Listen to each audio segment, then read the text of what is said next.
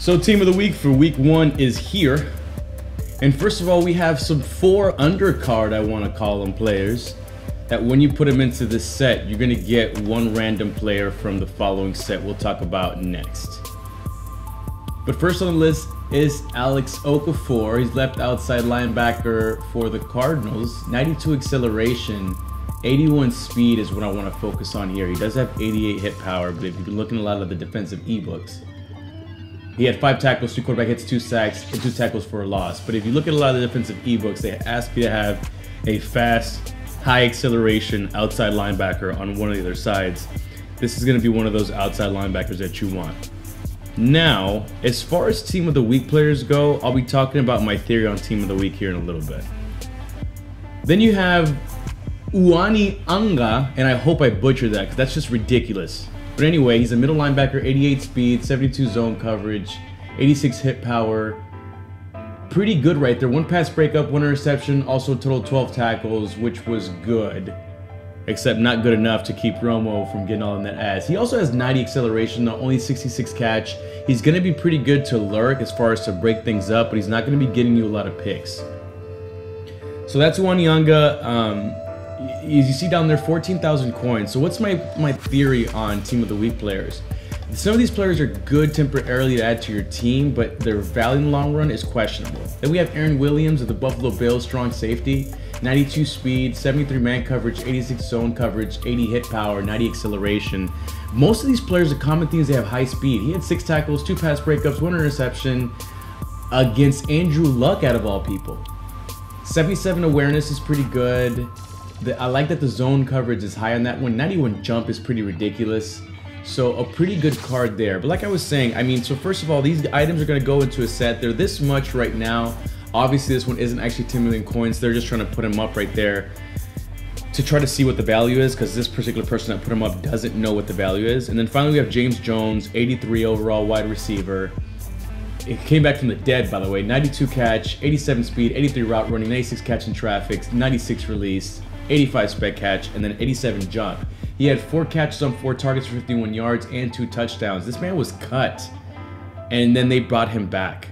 So James Jones, I think, is a really good fantasy pickup if we're talking about fantasy football versus actually Madden Ultimate Team.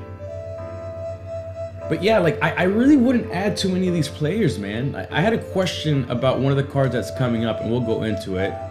But we'll go into that in a moment. So those 4 players that I just showed you, if you put them in the week 1 upgrade set, they'll give you one of these players right here. And these players are actually looking pretty good. Obviously, this is based on what exactly they did in week 1. So the first one that we're going to start off with, we're going to go in order from the smallest overall higher. Chris Ivory, huge in fantasy, guys. Pick him up if he's still out there. I don't know how many leagues he's going to be out there in, but look, 97 truck, 97 carry, 91 acceleration, 88 speed. Those are scary numbers whenever you put them together. And the fact that he's going for this cheap is crazy. 20 rushes, 91 yards, 2 touchdowns. The acceleration is crazy. The catch isn't that great. He's also not that great of a pass blocker, but the 90 stiff arm is amazing. And this is going to be a pretty good running back. I mean, even with the overall, like, he's going to be better than a lot of the running backs that you have out there, even some of the elite ones. Then you have Tyler Eifert, 84 overall tight end, 91 catch, 85 speed, 92 spec catch, 90 catch in traffic, 74 route running, and 70 run block is not bad at all. 9 catches for 104 yards and 2 TDs. I think one of the guys that was in that Millionaire Maker event on DraftKings had Tyler Eifert as his tight end. The other thing, if we're still talking fantasy, like, don't be scared to use tight ends in your flex spot. Granted, week 1 was the year of the tight end, but this is a pretty fast receiving tight end. Then we have Josh Norman of the Carolina Panthers, 84 overall, 94 press, 76 zone coverage, 96 zone coverage, sorry, 85 man coverage is pretty good. He is on the shorter end. He had 2 pass breakups, 1 interception, and a fumble recovery. I like the 81 speed. I like the acceleration. You'll find faster people out there. 88 jump is not bad. I think he's rather on the short side, though, and that's my only problem with that. but still a pretty decent card. I don't know about that 32,000 coins. And then right here, this is one of the bigger, buzzier ones, is Marcus Mariota. 89 speed, 93 throw accuracy mid, 92 throw accuracy short, 83 throw accuracy deep, 93 throw power, 94 throw on the run. Not that great on play action, but he was 13 of 16 for 209 yards and 4 touchdowns. That was all in the first 3 quarters because he got benched in the fourth so they could rest him. His speed is the same as that Tyrod Taylor Football Outsiders that we had. And if I'm going to compare this to the Style Master Tony Romo, the only thing he's really going to beat Tony Romo in is going to be speed and then the throw accuracy short. So somebody was asking me if they should sell their Flashback Vic over this. I said no, keep your Flashback Vic and we'll get into it in a moment. Anyway, if you complete all those, you get this Aaron McDonald. 91 block shed, 93 power move, 94 strength, 90 tackle, and then 90 pursuit on this card. He's actually going for like 120,000. 9 tackles, 3 tackles for a loss, 2 sacks, 4 quarterback hits, and on 4th and 1, he's the one that actually stuffed Marshawn Lynch to seal the win over Seattle. So right here, as you see the stats, I'm actually going to compare them to my defensive tackles in a little bit, just to show you how these cards are overpriced. Team of the week cards are one of those splashy cards that are going to go for a lot because people are rushing to get them on that week that they come out, and then they drop in price big time. So in the previous example of Flashback Vic over that Mariota, first of all, the Flashback Vic is like what, 91 overall, I guess, or something like that. Right, let me compare with my defensive tackle, Starlet Tutele. Look, as far as it's speed, he's much faster.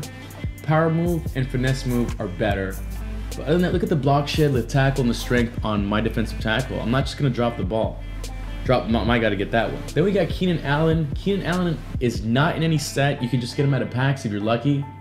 He's 91 overall, 90 speed, 97 catch, 96 route running, 97 catch in traffic, 93 spec catch. He is 6'2", 15 catches for 166 yards. He also had 9 first downs, which is pretty nuts.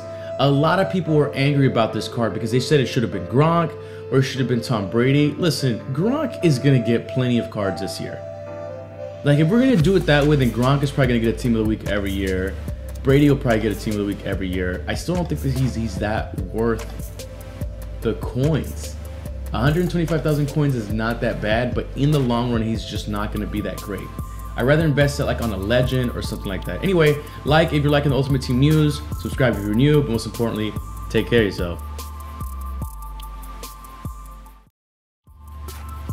But besides that, right now it's time for that flashback pack opening. You know, whatever we get out of here is going to be pretty legit. I'm hoping for a Mike Vick, but a Chris Johnson will do. Chris Johnson will do. What's up, boys and girls? It's your boy TeKRaJ, and I'm back because EA dropped some new Football Outsiders cards. And based on the last one, you guys know I'm pretty excited. I want you guys to make sure you're hooking your team up. So let's go ahead and go right into these cards and see what we got.